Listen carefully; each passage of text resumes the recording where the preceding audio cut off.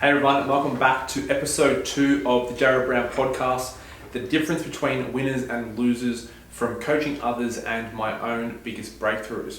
So let me just preface this first, that a lot of these 4 or 5 points that I've got here today are largely from my own personal breakthroughs and also just working with many clients over the years and pretty much just seeing the trends and the behavior shifts and how people have changed, that it's manifested into this. So this little summary here of these key 4 or 5 points, and I've got plenty more down the track, but these are some big ones that I see that really push people forward, and I've also pushed myself forward in business, career, life in general, relationships, my own personal well-being, how I handle stress, my own body, my health, and basically just overall my well-being. Okay, so I hope these are beneficial.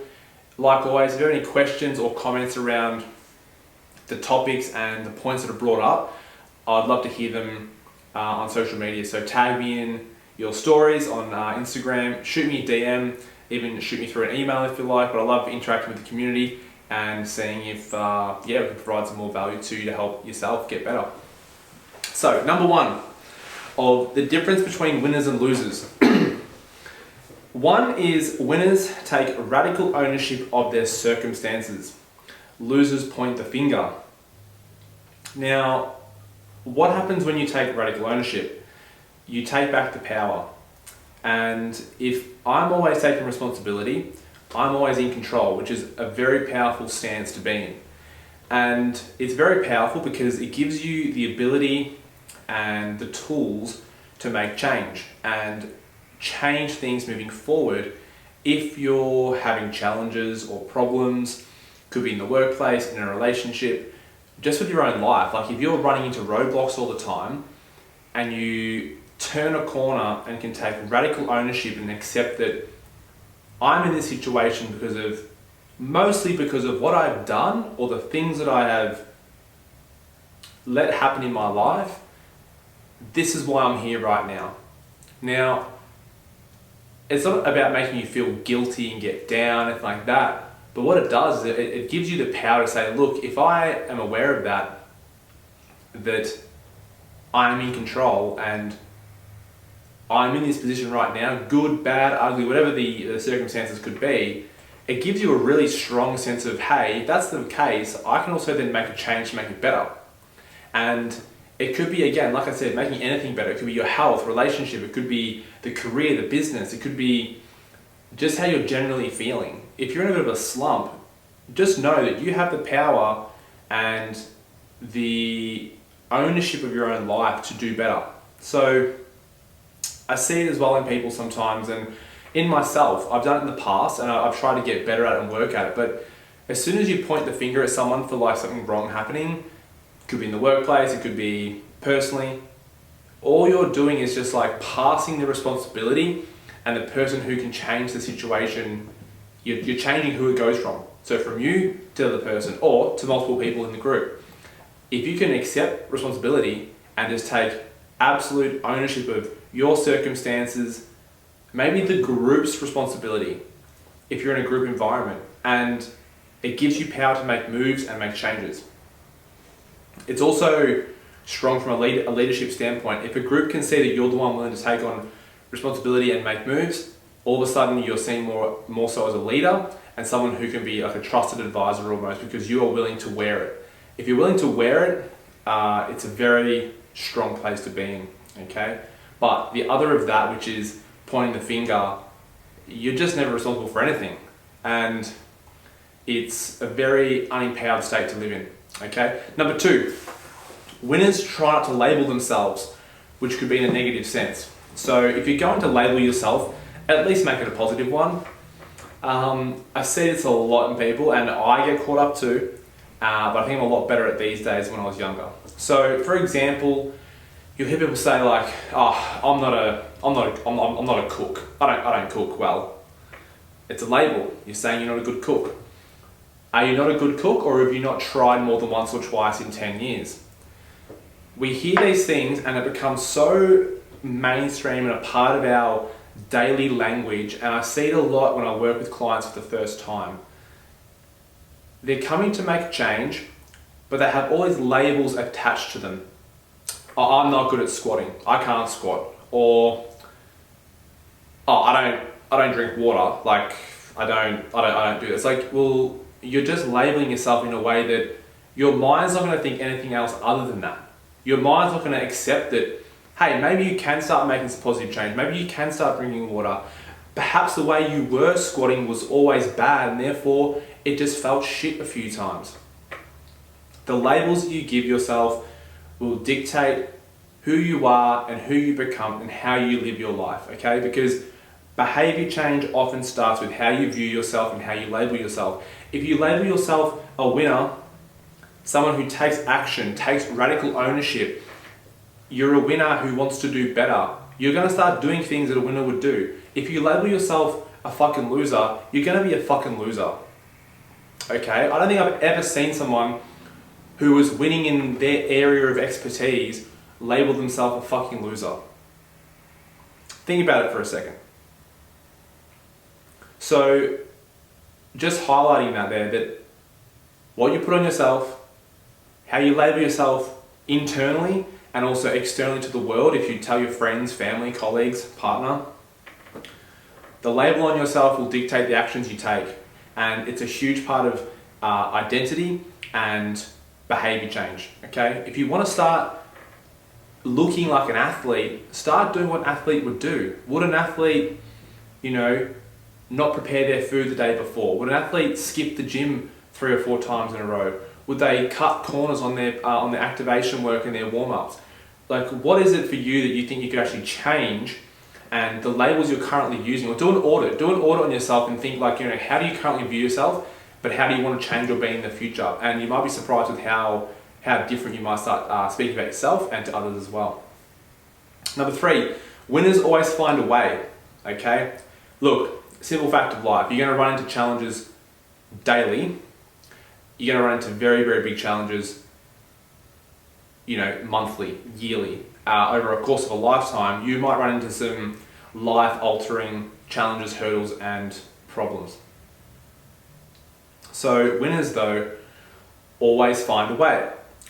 They are solution-focused and they're not problem-obsessed. Ask yourself if you're problem-obsessed or if you know someone who might be problem-obsessed, because the 2 different contrasts in people, solution-focused or problem-obsessed, is very clear. You can see it in people often. The ones who are solution-focused find a way quickly, they move fast, and they fix the problem of the situation. Okay? Most things in life are fixable, and very few things that you find yourself in are truly unfixable. So, like I just said, most things you can pretty much fix all the time. It's just find the solution. Sometimes that solution won't come right away, and it might take a few goes. It might take 100 goes to get something correct. But it doesn't mean that you just stop or you start fixating on the problem. Trying to find a solution, I think, is one of the best ways forward. And when I changed that mentality for myself, even through business over the years and with my own health, you just see the world differently, because things start happening faster for you because you've moved on, found a solution rather than being fixated on a problem. You don't achieve any movement by fixating on a problem. However, being solution focused, you are able to achieve movement, which then leads to progress. Progress being a critical part of, I think, self-development.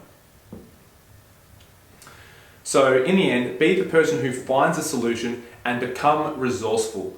Our ancestors, the one who was the most resourceful and adaptable were the ones who survived. The ones who can't get resourceful, even in business today, the businesses who can't be resourceful don't find a way, okay? And they fail in the end. Number 4, winners hardly take things personally. All right, now this is one that I'm still working on 100%, and I see it a lot in others too. So take everything with a grain of salt and continue on. And the reason for this is because trying to navigate and dissect why someone has done or said something is often not worth the time nor the effort. There are bigger and more important things in your life to work on. The more outside of your personal circle that this person is, the less it matters. So think of yourself in a little circle, little bubble. You got your key people in your life, partner maybe, family, close friends, work colleagues, whoever's close to you. I think that the further out that circle extrapolates outwards, that the less people's opinions, the comments they say to you, it has less hold over you and less merit. Like, I wouldn't value it very much, okay? Mainly because you probably have nothing on the cards with that person in future anyway. Like, if you see someone down the street, right, in the shops, there's a high chance you probably won't see them again if it's like a random interaction, right? If someone's rude to you, maybe they're having a bad day, okay? Maybe they're just having a shit time. Maybe they're having a really bad day and they've faced something in their life that's almost unfixable, okay? But you don't know unless you ask questions. So don't take it so personally. It's hard not to sometimes. I'm definitely guilty of this. But if you can just understand that people will give you, they'll give their perspective, their input, their comments based on how they see things personally, all right? And we all see things personally on our own level, and we then sort of place it out into the universe. And just try not to take it all to heart, okay? The ones who don't take it to heart and just can move forward quickly, I think live a lot more stress-free and smoothly. Number 5, they don't sweat the small stuff. So this is probably similar to the last one, but in general, they don't sweat the small stuff. And as a summary, like, life is short, so move fast. Meaning, don't get caught up on all the small things that probably don't really matter. When I coach clients, the ones who are getting caught up in all the small details that we know aren't yielding a result, the ones that get caught up in those, we finally get sort of held back, don't progress as fast as they could. However, on the other hand, the clients who can move fast and don't sweat all the small things, can see the bigger picture for what it is, they usually see a really good result, like a lot faster as well. So don't sweat the small shit. Life is short, move fast, and try to let things that probably won't affect you in the long term get to you today. Like, just don't let it sort of affect your little bubble that you want to create. Build a strong one, and the small stuff can wait, or it doesn't have to penetrate the bubble, right?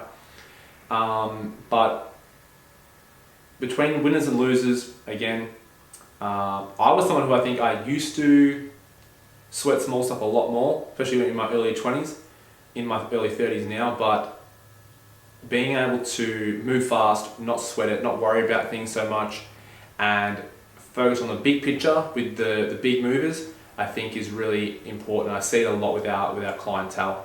Okay, so obviously after this episode and going through those 5 points, I think deep down everyone wants to be winning in their own way. All right, winning in their own life and attaching their own meaning to what winning means.